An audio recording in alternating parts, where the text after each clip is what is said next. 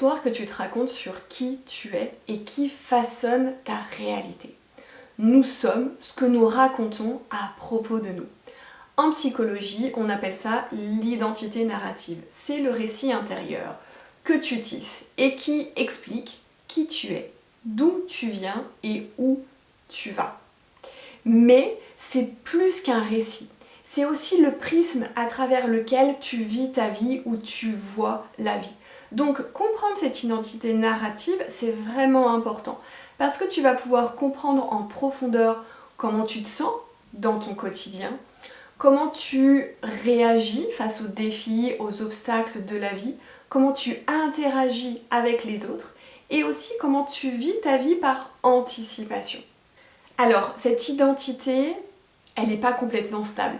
Et heureusement pour nous. C'est-à-dire qu'on a la possibilité de la réécrire. C'est quelque chose qui est dynamique.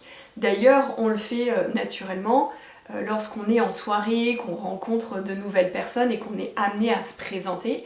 Eh bien, on va être amené à amoindrir certains détails de notre histoire ou au contraire à accentuer certains traits. Donc, on joue de façon naturelle avec cette identité. Mais là où j'ai envie de t'amener, c'est d'aller plus en profondeur sur la compréhension pour pouvoir réécrire cette histoire, mais vraiment en conscience. Et tout n'est pas à réécrire, bien évidemment, c'est vraiment identifier, trouver les éléments qui aujourd'hui te maintiennent peut-être coincé, enfermé dans une vie qui ne te convient pas. Alors reste avec moi jusqu'à la fin de cette vidéo pour qu'on aille plus en profondeur, que je te partage les 3 piliers de cette identité narrative. Je vais te partager des questions types pour que tu puisses faire ce travail et commencer à façonner l'identité narrative qui est la tienne actuellement. Et pour identifier ce que tu as besoin de réécrire pour changer ta réalité. Et je vais te partager un protocole très simple pour pouvoir commencer à faire cet exercice de réécriture. Donc si tu es nouveau ou nouvelle sur cette chaîne, eh bien bienvenue, je suis ravie de t'accueillir. Surtout n'hésite pas à t'abonner pour être notifié des prochaines vidéos qui seront mises en ligne. 80 à 90% de mon audience n'est pas abonnée, donc surtout n'oublie pas de le faire. Et si tu es fidèle à ma chaîne, eh bien je suis ravie de te retrouver. Alors entrons un petit peu plus dans les détails de cette identité narrative. Elle prend 2 directions. Soit elle est positive, soit elle est négative. Des recherches en psychologie ont montré que des personnes qui avaient une identité narrative, ou plutôt un discours de rédemption, ce sont des personnes qui voyaient les difficultés, les obstacles comme des opportunités de grandir. Donc ce sont des personnes qui font davantage preuve de résilience, qui créent des relations plus profondes et qui ont une meilleure santé mentale. A l'inverse, une personne qui a plutôt un discours de contamination, c'est-à-dire une personne qui a plutôt tendance à voir le négatif au lieu de porter son attention sur le positif, eh bien va plutôt entrer dans un schéma, dans un cercle de dépression, voire même de désespoir. Alors, comme je te le disais, on peut réécrire cette identité narrative.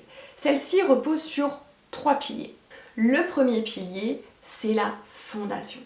C'est notre enfance, ce sont nos premières influences. C'est là où on va retrouver le socle de base de nos croyances, qu'elles soient limitantes ou aidantes, mais aussi on va y retrouver nos valeurs fondamentales.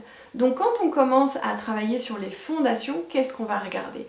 On va regarder notre histoire familiale, on va regarder nos interactions avec notre père, avec notre mère, avec nos frères, avec nos sœurs, on va regarder notre éducation, on va regarder la communauté dans laquelle on a pu grandir, la culture. Donc on va analyser tout ce qui est en lien avec les relations, les modèles qu'on a pu voir, les principaux modèles qu'on a pu observer lorsqu'on était petit. C'est de regarder dans quel quartier est-ce qu'on a grandi, évolué, quelles influences ça nous a transmis. C'est de regarder aussi d'aller plus loin aussi au niveau de l'intergénérationnel. Est-ce qu'on avait des relations plus ou moins proches avec nos grands-parents, avec nos oncles, nos tantes. Donc on va regarder toutes ces interactions, tous ces liens qui ont vraiment créé nos fondations actuelles et qui sont partie constituante de notre identité narrative. Donc, les questions types que tu peux te poser, c'est le premier souvenir qu'on a quand on remonte à notre enfance. Quand tu y penses, à quoi ça te fait ressentir? Qu'est-ce que tu ressens aujourd'hui lorsque tu penses à ce premier souvenir d'enfance? Est-ce que cela évoque certains thèmes récurrents, certaines choses que tu peux observer aujourd'hui dans ta vie?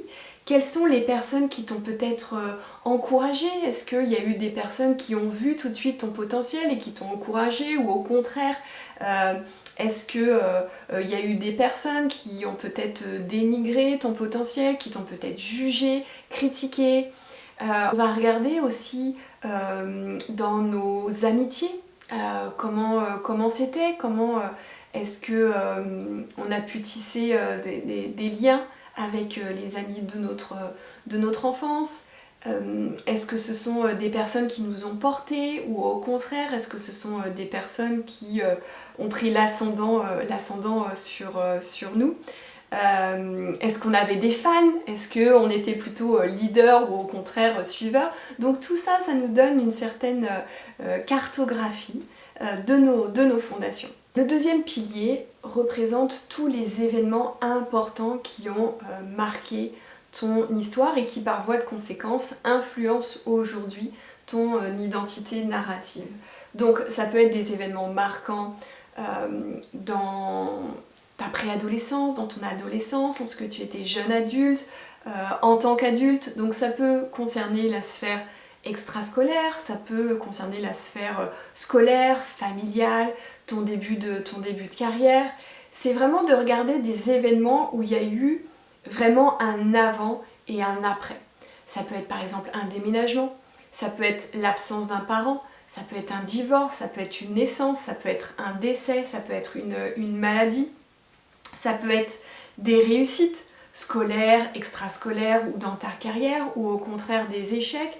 C'est vraiment de prendre ces moments de vie un par un et de te demander comment ces événements-là ont influencé la construction de ton identité. Est-ce qu'il y a eu des personnes qui sont partie intégrante de ces moments-là? Est-ce que ce sont des personnes qui t'ont aidé, soutenu, ou au contraire, est-ce que ce sont des personnes qui t'ont tiré vers le bas? Comment ces événements ont aujourd'hui façonné la perception que tu as de toi? Est-ce que ça t'a aidé à grandir? Est-ce que ça t'a aidé à avoir une bonne estime de toi? Ou à l'inverse, est-ce que certains événements de ton passé ont eu une incidence sur ton niveau de confiance en toi et ton niveau d'estime de toi? Donc c'est vraiment important de regarder ces événements-là, et on parle vraiment d'événements marquants qui peuvent t'impliquer toi, ou alors qui peuvent impliquer une personne proche, comme par exemple un parent qui a perdu un emploi, ou un parent qui a trouvé un emploi mais qui a dû partir toute la semaine et rentrer seulement les week-ends. Voilà, on va regarder tous ces événements-là, et surtout on va se demander quelle est l'influence de ces événements aujourd'hui sur la perception que tu as de toi. Et le troisième pilier, c'est la vision, c'est les objectifs à long terme. Donc là, c'est oser se projeter vers l'avenir et se demander, tiens, quelles sont mes aspirations, quelles sont mes ambitions, quelles sont mes perspectives d'avenir. Et donc là, quand tu commences à brosser un petit peu cet idéal de vie, tes aspirations, te demander quelle contribution tu as envie d'être pour le monde, quel est l'héritage que tu as envie de transmettre, quel est le modèle que tu as envie de montrer aussi à tes enfants si tu es parent. Et quand on brosse cette perspective-là, eh bien, ça nous permet de nous dire, en fonction de ce que j'ai vu de par le passé, je commence à voir des schémas qui vont être aidants et d'autres qui, au contraire, vont être un frein à ce que j'ai envie de vivre. Et c'est là où ce travail est intéressant, parce que du coup, tu écris ton identité narrative en fonction de ces trois piliers, et ça te permet à la fin de mettre le doigt sur certains schémas, sur certains patterns, sur certains comportements qui vont en fait t'empêcher d'atteindre ce que tu veux réaliser, parce que ton identité actuelle, ton identité narrative n'est pas alignée avec tes aspirations et tes ambitions. C'est là où ce travail de réécriture est vraiment intéressant, parce que tu vas identifier les patterns qui aujourd'hui sont des freins et tu vas décider de réécrire les choses, de voir les événements passés qui t'ont impacté négativement sous un autre angle pour en tirer tout un bénéfice, pour en tirer de la résilience, pour en tirer de la force. Et c'est là où je vais te partager un protocole à suivre pour que tu puisses réécrire en conscience une partie de ton identité narrative qui va te permettre de t'aligner sur cette vision future que tu as envie de voir se matérialiser. La première étape, bien évidemment, ça va être la prise de conscience. Si dans ton passé, tu t'es rendu compte que tu as toujours été la personne bonne poire, la personne qui disait oui à tout, la personne qui voulait plaire, qui voulait faire plaisir, eh bien aujourd'hui, peut-être que professionnellement, tu as du mal à t'affirmer, à prendre ta place ou des difficultés à dire non, bien évidemment.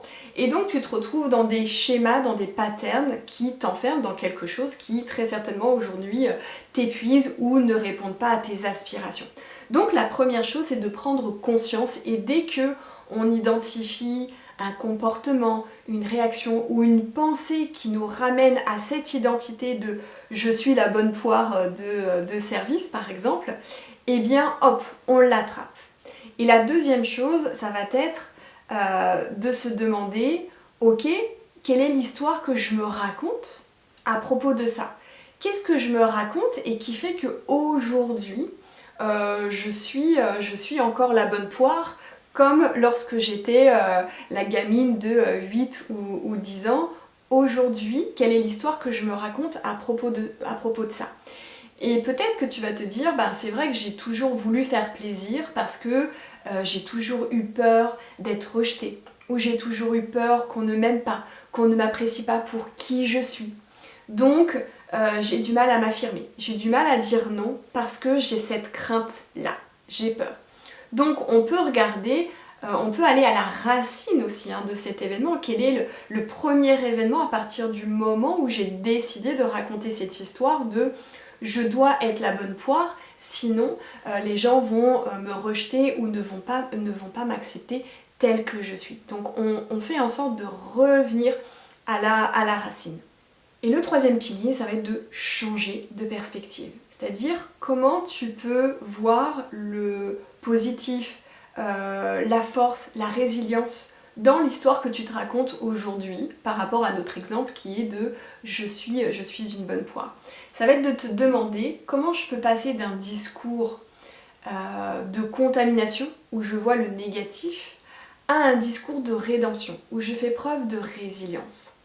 Donc ça va être de te demander, à un moment donné de ma vie, j'ai décidé d'être la bonne camarade, d'être la bonne poire pour faire plaisir aux autres, mais peut-être de le réécrire en disant je le fais en conscience parce qu'à un moment donné, ça me faisait vraiment plaisir. Je n'avais pas l'impression de me trahir ou de me compromettre. Pour autant, ça ne me définit pas comme étant une bonne poire. Cet événement racine n'a pas à devenir mon identité définitive. Je décide de sortir de ça. Je décide de sortir de cet événement racine en me racontant une autre histoire. Et peut-être que l'histoire que tu vas te raconter, c'est non, j'ai fait plaisir à ce moment-là, non pas parce que j'avais peur d'être rejetée, mais parce que ça me faisait fondamentalement plaisir de faire plaisir à cette personne-là. Et je l'ai fait sans me trahir et sans me compromettre. Je l'ai fait à partir d'une énergie d'abondance et non à partir d'une énergie de manque ou de peur. Et ensuite, la quatrième étape, ça va être de rester en fait dans cet état d'être. Ça veut dire que dès qu'il y a cette pensée, ce comportement qui revient dans ton quotidien, c'est de le ramener à cette nouvelle identité, à cette nouvelle histoire. Donc ça demande bien évidemment de s'engager, ça demande de s'entraîner. Peut-être que à voix haute, avec conviction, tu peux dire non, je ne suis pas la bonne poire de service, je suis quelqu'un qui accepte de faire plaisir aux autres à partir du moment où je ne me trahis pas, à partir du moment où je ne suis pas en train de me compromettre, à partir du moment où ça vient véritablement d'une énergie d'abondance et pas d'une peur ou d'un manque. Et donc on va venir réécrire régulièrement cette histoire. Donc ce qui est bien, c'est de pouvoir l'écrire, bien évidemment, le retranscrire et régulièrement le relire et être davantage dans l'observation de ce pattern. C'est de sortir finalement du mode je suis spectateur ou spectatrice de ma vie, mais je suis acteur, actrice de ma vie. Régulièrement, je m'observe.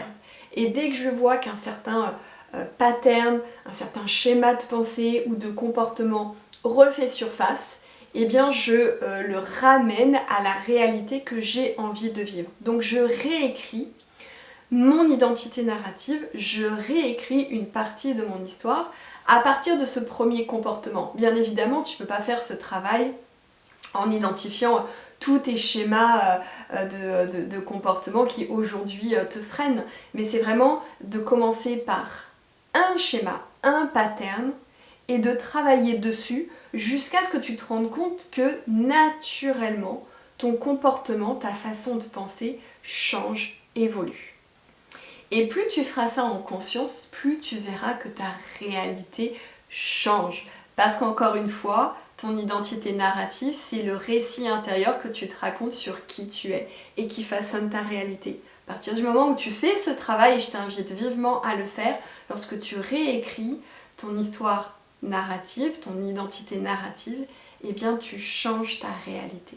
Tu façonnes autrement ta réalité.